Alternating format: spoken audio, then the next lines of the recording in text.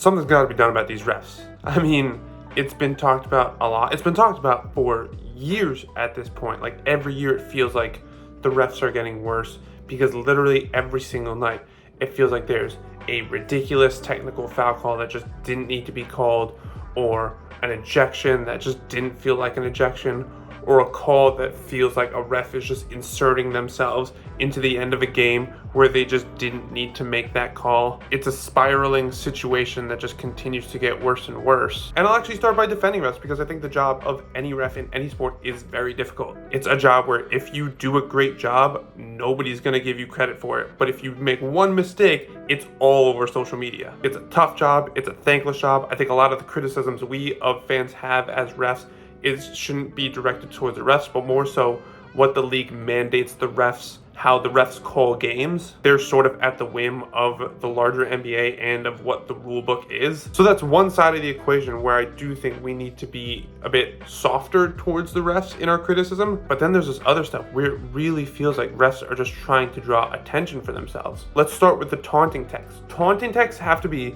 some of the dumbest things I've ever seen in my entire life. They've talked a lot about how they don't want stuff escalating, so that's why they call these texts to really just like smack it down to shut it down before it starts to spread. But by doing that, you're sort of bringing down a punishment before the actual crime. You're also not really trusting the players to be able to control themselves and not go over that line. And because they're not doing that, they suck so much intensity out of the game when they call those taunting texts. I love taunting. I think taunting should be allowed across all sports. I think it leads to a better product because when you taunt, you know you're going to have to back it up for the rest of the game, and the guys on the other side, they're going to want to make you pay for that taunt. It creates a more tense environment, which leads to a better product, but the refs don't really seem to care about that. They just came out with a quote talking about how they don't want it to lead to more passionate play. Isn't that literally what you should want from the game, is more passionate play? They call text for taunting. They call text for hanging on the rim too long. Tim Hardaway Jr. got a tech last night for hanging on the rim too long. Julius Randle got one for also hanging on the rim too long, although he did smack the backboard, and that's a bit more blatant. Who cares? Who cares if you're hanging on the rim? Someone had a great tweet last night in response to the Tim Hardaway Jr. tech,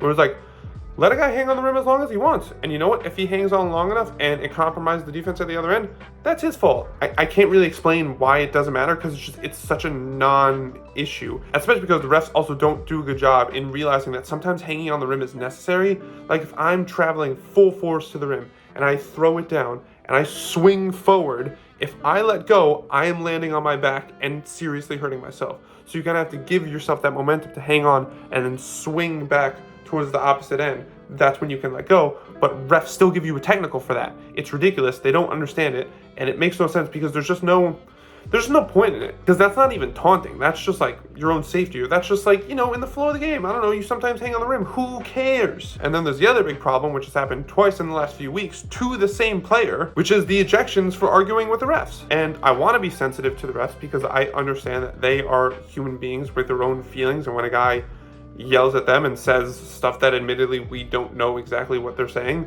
it's easy for us to say like, oh, just suck it up and deal with it, whatever, it's players. But they are human beings and they feel like they deserve a certain amount of respect, which they do when they make those kind of ejections. And again, I'll say this speaking with little knowledge to the words that are actually said, so it's very possible that whatever Nikola Jokic said last night in Chicago maybe deserved to get him ejected.